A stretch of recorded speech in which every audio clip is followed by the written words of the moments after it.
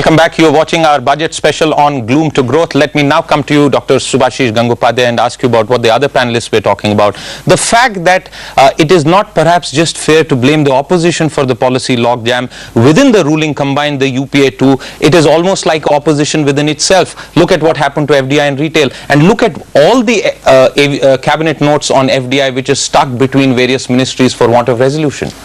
See, we have clearly deviated from budget 2012, right? So, because these are not budgetary issues. That's a very However, whatever they're saying is absolutely right, right?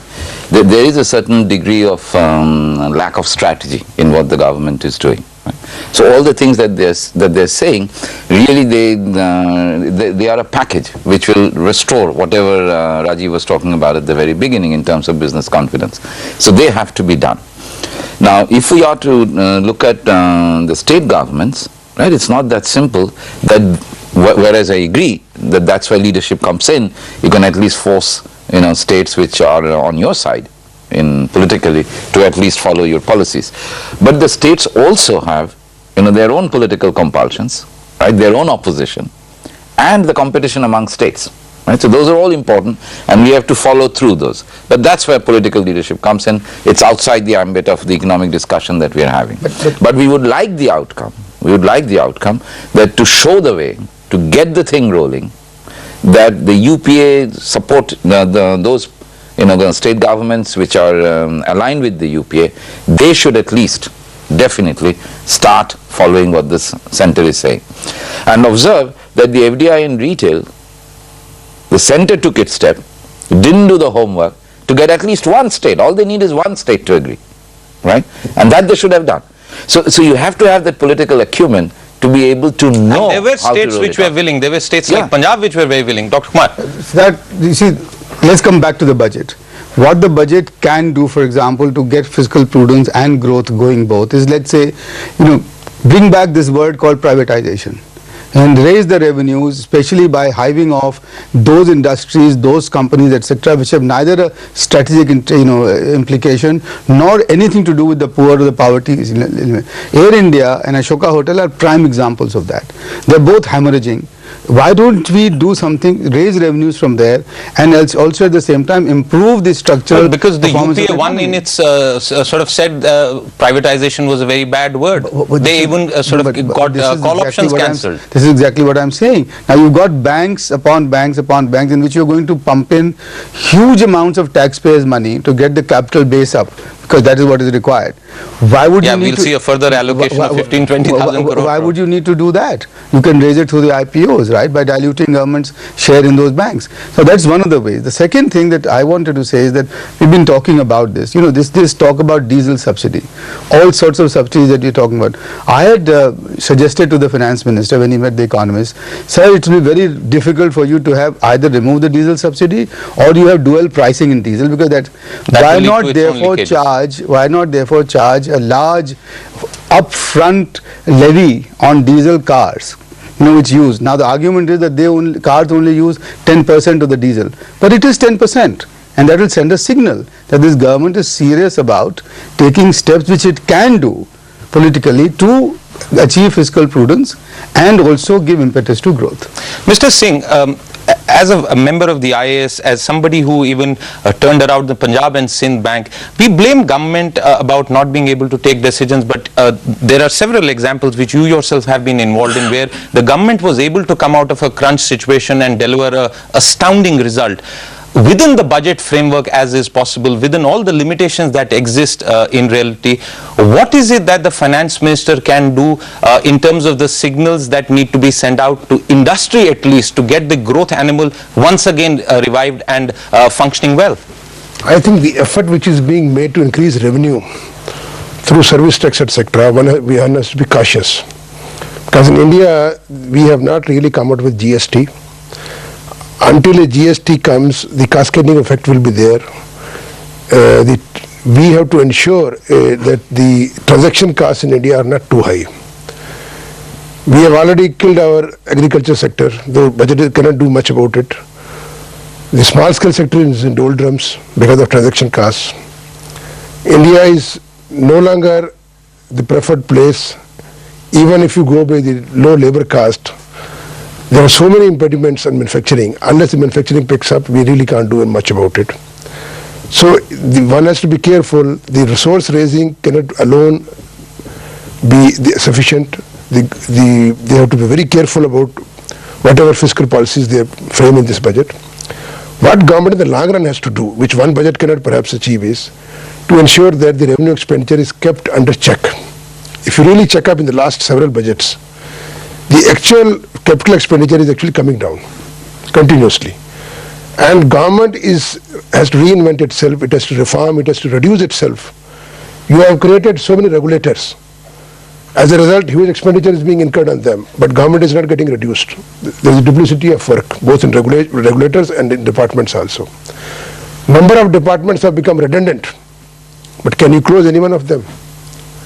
So when you are creating new government, at the same time the old government which is becoming redundant has to be abolished. If you just manage by disinvestment, as Rajiv was saying, or by selling spectrum, these are actually capital receipts, which you are using as revenue receipts to manage your fiscal deficit, which is not going to be available all the time. So finally you have to check your expenditure, which is very important. That's very right. So I think whether we achieve the desired growth in this particular year or not, we must give a right direction in this budget.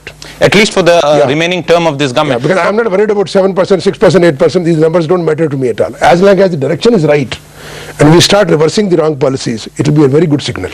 Not just the short-term signals, but a medium-range sort of roadmap for growth. Is that what India Inc. can expect honestly from this budget?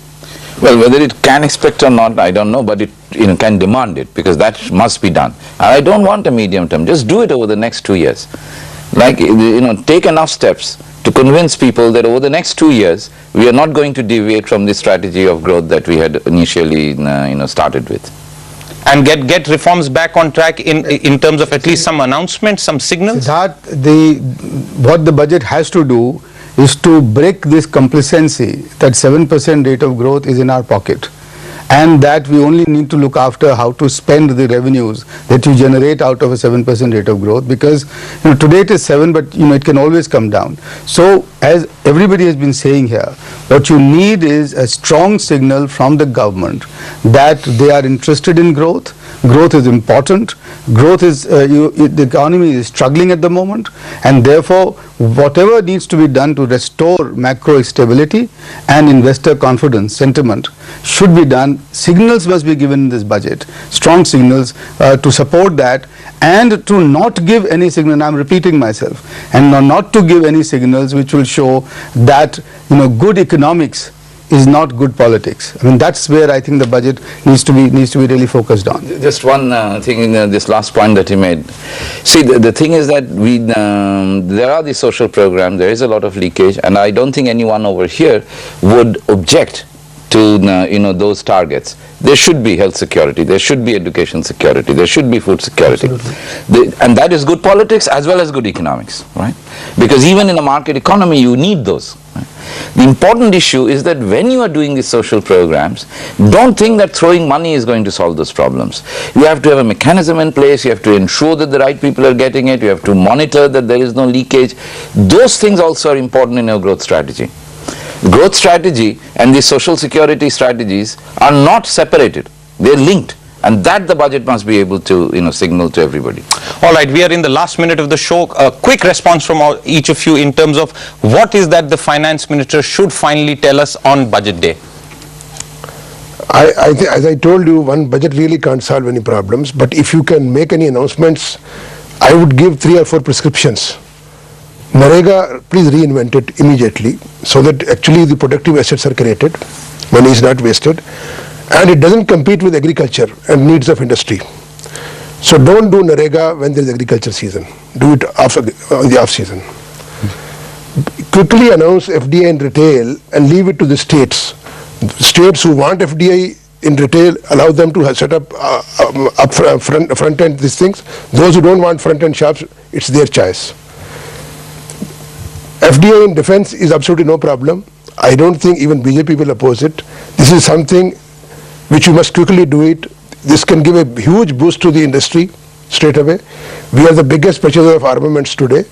If we take this one decision, it's going to have a big impact. fix up issues in aviation sector, power sector, etc., recharge the government quickly. You have to reinvent the agriculture, there is no doubt about it. FDI in retail is going to be one of the things. There are several other things which Rajiv mentioned in the Right. beginning, APMC, etc. Right. Quickly do it, announce this. It's not difficult at all. I don't think any political party is going to object to that. Right. Dr. Kumar, final word on this.